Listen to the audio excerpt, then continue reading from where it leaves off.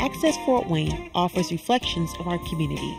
Production facilities provided by Access Fort Wayne are a service of the Allen County Public Library. The views and opinions expressed do not necessarily represent those of Access Fort Wayne, the Allen County Public Library, or any other supporting organizations. For more information about creating your own television program with Access Fort Wayne, call 421-1250.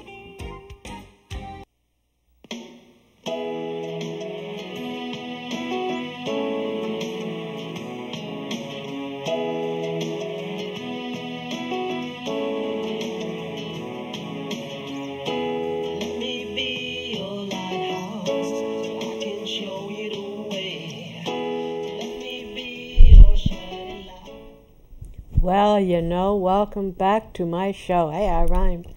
This is Patty Hunter of Patty's Page, and I have special guest today, and my co-host that has been with me quite regularly is Terry Doran.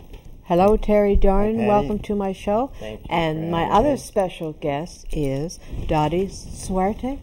Fuentes. I told you I forget that. Oh, I'm sorry. Anyways, we have a lot to talk about in this 1/2 hour today. Terry, what are we going to be discussing with Dottie today? Well, we're going to be discussing the idea of a Fort Wayne Children's Museum. Yes. That would be open to children of all ages and their parents and the public, with a special emphasis on helping kids who are not doing so well, victims of abuse. We'd have special programs and classes to address this need. Dottie is my friend and a therapist, Right. So she has special expertise on this subject. She's worked with kids, probably still does work with kids. She works at Northeastern Center in Auburn. So I'll just let you talk a little bit, Dottie, about what brought you, I know you're a champion of this cause. Mm-hmm. I think that the idea of a children's museum in Fort Wayne where we would embrace kids that have experienced abuse or neglect, and also educating kids about bad things that happen sometimes in the world so that we can protect kids in the future, and to give them the information about who are the safe people to trust, what to do when you have those bad feelings, and really bring awareness to our community. I think with sexual abuse, I think we tend to minimize the impact, and the wounds are something that we can't see necessarily on children. And in the news recently, the Penn State trial, I guess, and that went on for 20 plus years, children being victimized. And I think that's a really good example of how as adults we minimize people's behavior sometimes, adults' behavior. Yeah. And so I think a project like the Children's Museum will really bring attention for both adults and children. So this is to help adults as well, who may be the abusers, to help. It's a cycle that they've gotten themselves into. Maybe they were abused when they were children, so it has to stop somewhere. Yeah. I also think it sends a message to the adults to say that I am not going to tolerate children being the victims anymore. Right. That we have to stand up and say, this has to stop. And they are the most helpless, defenseless group among us kids. I mean, they can't, young children can't drive away. They have no options of going anywhere. And as Dottie said, this needs to be addressed head on. United States has the highest rate of child abuse of any industrialized country. Well, if you ask why, I would say it's our value system, which is profit over people constantly in every aspect. That's true, and it filters down to every aspect of life, and sort of this turn your head, like your point about Penn State. This was not just an isolated coach, no, or two coaches. This was the entire power structure of Penn State University, and a coach that was worshipped on that campus.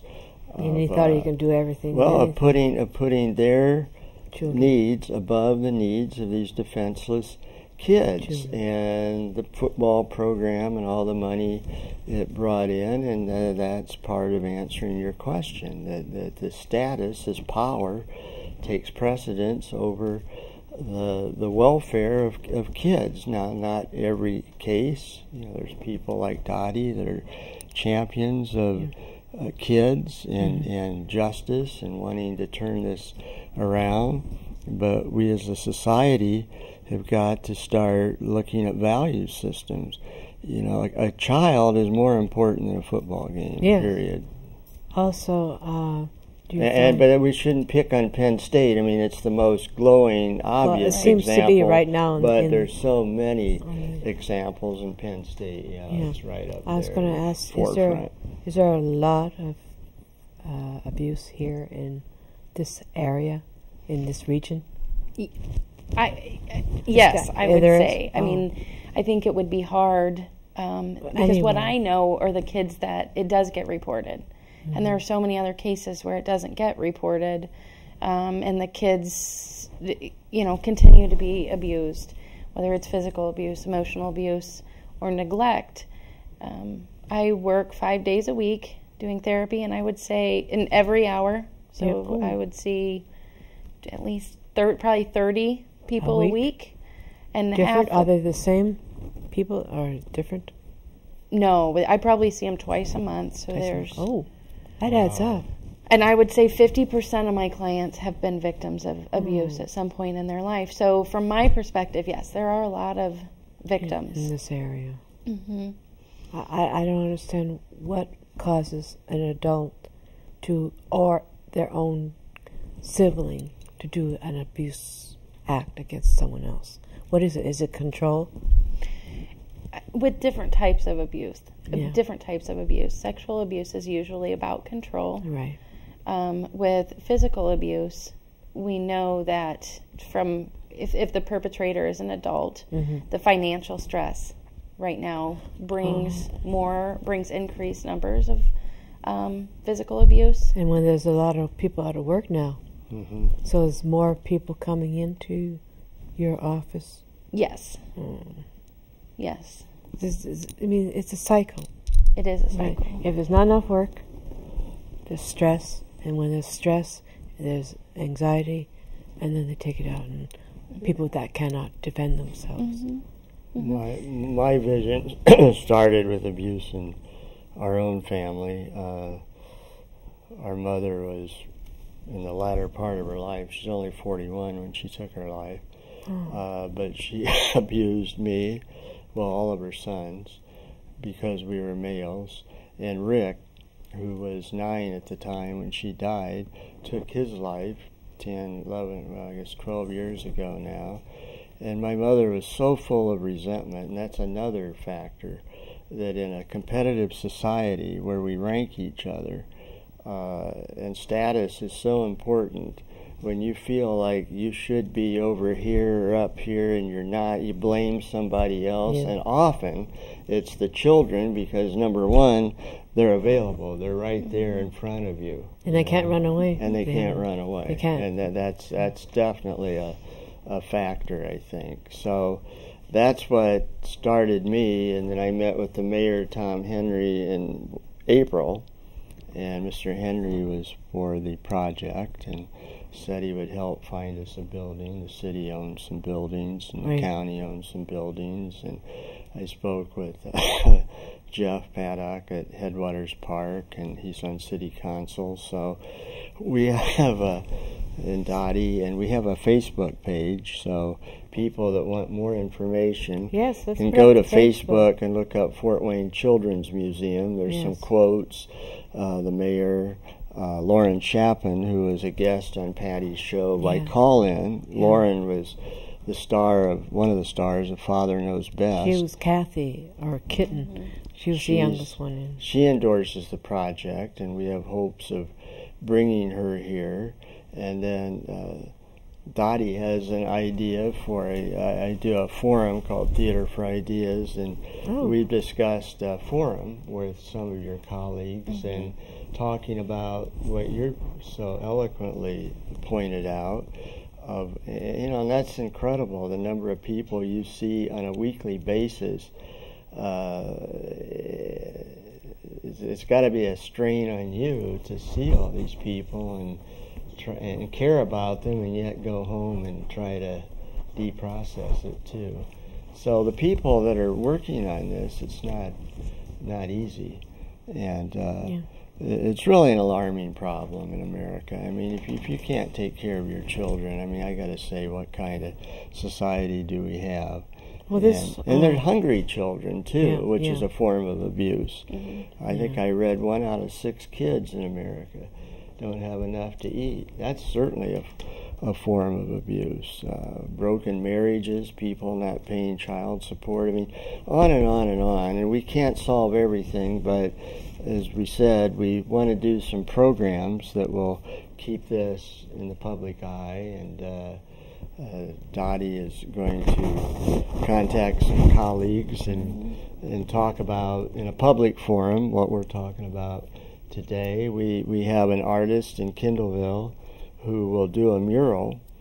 That is, she will lead the painting of a mural. We'd like to get maybe like some of the kids you work with to actually paint the mural and find a place downtown, like Headwaters Park or out right here at the Library Plaza, to place the mural on a permanent basis. And again, a visible, tangible reminder of what we're doing and why it's important. Abuse is not just here in the United States, it's all over the world. This world is not very well. I mean, there's a lot of what's happening here, but twice as much like in Greece and all that. There is abuse, like in the Middle East and Africa and everywhere, to tell you the truth. When there's something bad going down, they take it out on the kids. Now, we are going to be starting the museum here. Yeah, and we'd love to put it right on the river downtown. I mean, Fort Wayne is known for its rivers. We're always talking about revitalizing downtown. I think it would do all those things. Are you thinking of expanding outside Fort Wayne? Well, later on? I think it could be a national model, yes. And then maybe we can go worldwide. It depends. We'd hope it would have that kind of impact. Well, we have to get it started I don't know if we'd have like a chain of children's museums. Yes. We're doing that's all we can do to get one here in Fort Wayne. Yes, I know, but I have a feeling it's going to go far. With the impact, certainly, yes. I don't know of anything like it. Of course, there's Children's Museum. Yes, all over. Like Indianapolis has a famous one. And we've struggled with the name of it. Right. Because if you call it Center for Abused Children, that's just making it exclusive for abused children. Also, abuse has a stigma to it. We thought, I like Dottie's point, that, and your point as well, that you need to involve adults. Adults are the ones that, for the most part, do the abuse. I mean, kids bully each other. Will there be classes or something like that? I'd say classes like therapy. People could come and talk to therapists about their problems, how to deal with them, like you mentioned. But also classes like art classes where you'd have volunteer musicians teaching kids maybe piano or guitar. Music is like therapy, Yes, it is. Writing and filmmaking. Writing would be a class. Writing. Poetry writing. Poetry, Just anything, really, that would empower kids to feel good and to feel part of a so-called regular society, so they feel good about themselves. And I've read a lot of articles lately about how physical exercise is so important. So you would have a gym room or something like that? I mean, to a lot of kids, their exercise is on a computer, a keyboard, or a cell phone. But they really need physical. So this building I would envision having a playground aspect to it where kids could just go out and let off steam and play. You would have art classes with therapists.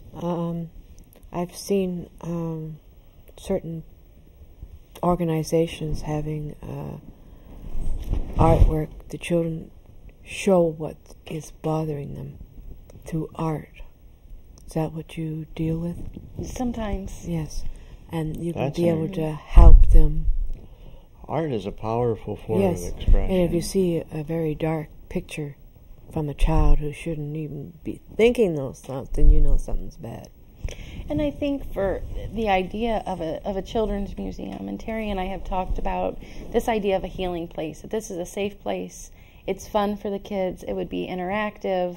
Yes. It would not just be for victims. It would be for all. It would be for kids and families to come together and to take away that shame that so many victims feel, that it's just it's a community. Not their fault. They gotta know it's not their fault. It's a community. And so using things like music, art, playing games, interactive activities so that kids can feel part of a community. Right. And not necessarily although the idea would be based on how abuse affects children, but really letting the kids know that they are not to blame for what's happened to them, and empowering those kids and families to break the cycle. So if we did see something that was disturbing, and maybe needing to make a professional referral to somebody else, so that they can get continued treatment, I think would be a necessary part of any programming. I'm a lyricist, and I have written a song called "For the Children of the World." I dedicate this song to you. Now, as one version that's already out, it's called "Precious in His Eyes." It's about abuse and God and forgiveness and stuff. Now, I have the original that wasn't changed by another singer. It's being turned into a rap song, no less. And it's going to be a good one. And it's all about the abuse and the abuser and God being there for them and forgiveness. And the buck has to stop here. So that's being worked on right now in the studios. That's great. Yeah, so, kids writing songs and expressing their feelings through art. I like what you said about feeling safe. I used to do way back, started a thing called the Fort Wayne Folk School, which had a lot of volunteers. It was a community kind of school where you could volunteer, like what we're talking about. You could teach art, or you could teach cooking, or whatever it might be. And then we had a full-time component of high school age kids from about 6th grade through 12th grade. There's only a handful of them that came every day, but what reminded me of what Dottie said was, I think more important than the actual class was the fact that they felt this was a place they can come every day and be themselves. Nobody's judging them. I mean, unless they do something really dumb or illegal. But well, they have some sort of authority. I mean, where they can really express themselves, and I think that's a key. It's got to be some line of informality, not too much adult intervention. Some, of course, but. And right now it's a vision, and things will change. Some things will work, some won't. But we're trying to get sponsored to raise money to have Lauren Chapman come in. She is a spokesperson for abused children, and she's from Florida, and we're trying to get her in. And Lauren herself was abused, so she speaks from the heart. I mean, the heart from experience, and likes to help people like this. So that's another program, Dottie's program with therapists, and I know other people that would be interested. And so right now we're recruiting people. If you're interested, again, look at the Facebook page. Put like Fort Wayne Children's Museum. I can't believe I said that. I've never asked anybody to like anything. But do look it up. It's got some information. It's got a quote from Dottie and some of the other people involved. There's already quite a few people involved, and we will post on that site any show that we do with the therapist, and if we get Lauren to come, or if you have any ideas to get Lauren or raising money for her, please let us know. We're working on a web page too, which is good. I've been on the Facebook Fort Wayne Children's Museum, and it's well done. A local person here has set it up for us, and my husband is also co-administrator. He puts some items on there as well. He posts stuff. Usually I send him stuff because I'm inept with posting stuff on computers. So Bob's got a lot of work to do, but Terry, your idea about helping the children, I'm very pleased and impressed by you. You are my mentor, and you're my best friend, one of my best friends. Well, thank you, Patty. That's why we love you. Very complimentary. You do. I know. I've lost track of how many shows you've already, over 100 in 2 years. Oh, I've done about 118 now. Wow. This will be my 119, because it's my third show today. But, it's people like Dottie that will make it work. I mean, she has the expertise. She doesn't have to be here. I mean, she is a mom. Has a full-time job. So this is a cause I think very close to her. Say close to your heart. And it's people like Dottie that will make this work. I mean, doing it because she believes in it, period. No hidden agenda. No. So, do you think this will get started hopefully within the year? Well, I think it started. I know what you mean as far as a tangible building. Hard to say. The city has millions of dollars to spend, and they did some sort of committee the mayor appointed, and they came up with one of their main priorities for the city with this extra money is downtown development and making the rivers beautiful. This fits right in both those areas. And a third area I heard discussed on TV was developing programs for children. So this is perfect. This will fit right in. This is perfect. And it can happen. I mean, Fort Wayne built a beautiful stadium right across the street here, Parkview Field. I mean, surely if you can build a baseball stadium and ice skating rink down there by Glenbrook, that is very we necessary. can come up with a children's museum. It's very necessary. It's not a luxury, it is a necessary need. Yes.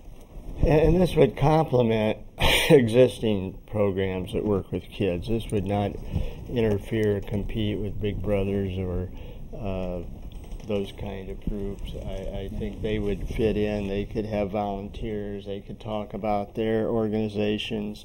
They do good work.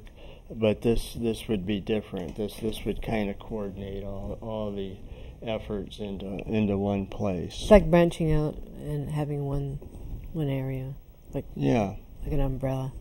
So I think that was good. And I think to stress the idea that it would be a fun place for children to be. It's not something that's going to make depressed. Children feel sad or families feel sad. That it would be something really interactive that they would be able to enjoy while supporting this cause, because we have to educate people about the resources out there, the programs that are available to families.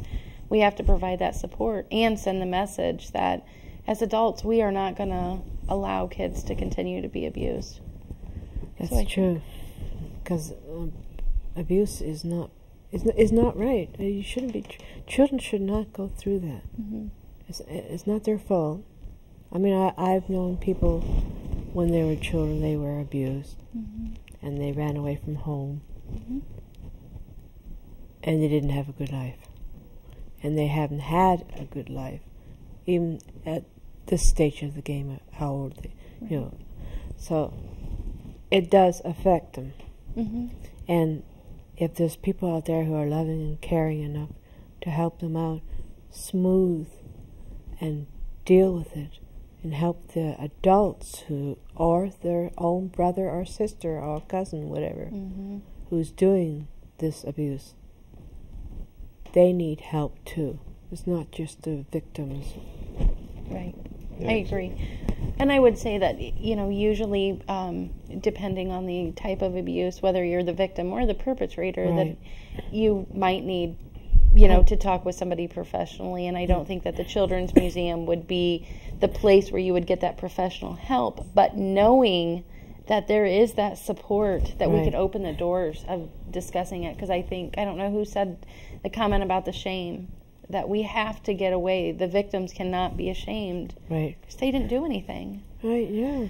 So, well, we can be able to refer them to counseling. Yeah, be an information center, yes. too, where you could, like these different groups we mentioned, could have literature there, mm-hmm. and you could come there and you could find out if it's not available right there at the museum, where you can go find it. So in that way, we're supplementing all the different we're like an information as well as teaching, and what else? Relaxing the family. Yes. Chilling out. So, yeah. Mm-hmm. Well, Dottie helped me to see that, and friend Teresa, who's the mother of my daughter's best friend, helped me to see that this shouldn't just be, it started out being, I couldn't think of a title, and I didn't like abuse, but we came up or ended up with the Children's Museum for the reason that you said, a fun place, not mm-hmm. just a dire place, right? Where it's certain kinds of people can come, open it up to everybody, mm-hmm. and you can have special classes mm-hmm. for kids that are neglected, but they also would be part of a normal sort of activity, hands-on, which is good. Yeah, hands-on. Very good. Mm-hmm. I think that makes a big dent in that shame mm-hmm. feeling. Because there's a stigma, definitely. Yeah. When we were growing up, and of course it was probably worse then. I mean, I don't think there was much therapy available, but boy, was there a stigma about you just didn't talk about somebody in your family being mentally ill, and then look what happens. Right. You have disaster, tragedy, mm-hmm. because it wasn't talked about, because nobody really got the help they needed, because mm-hmm. of the shame. Right. And not just the shame of the people being abused, but the shame of the people that were watching, so to speak, and didn't know what to do, felt ashamed to say, oh my gosh, my wife or my mother is doing these things. And she needed help. Right. I mean, she was a loving mother when I was little. So something happened to her over the years, mm-hmm. and possibly if she had had someone like you to go to talk to, that she trusted, who knows? But she didn't. This was what, 50 years ago? And it just grew in her mind, like a cancer. This was some odd 50 years ago, and they didn't have that type of prognosis. And 50 years ago? How old do you think? Not kidding. Just kidding. No, it was 50 years ago. It was 50. But in many ways, I don't think it's changed that much. I think there's still a shame. I think there's still a stigma. Yes. And you probably that's see why that we in have your work. to. That's why we have to say, this is what's happening out there. Right. And we have less than a minute now. Yeah, what would you like to say to wrap up, Dottie? Because you've been really good. One of the statistics that I found is that nearly 5 children die in America every day from abuse and neglect. So this is, it is serious, and we do have to talk about it, and we do have to make people aware. We can't be afraid to talk about it. No. So this is a serious show that we had today, and serious subject. So I hope you will be able to help us out here with the Fort Wayne Children's Museum. This is Patty Hunter of Patty's Patron. Thank you, Terry and Dottie. Thank you for coming on to my show. God bless, and I hope to see you next week. Good day.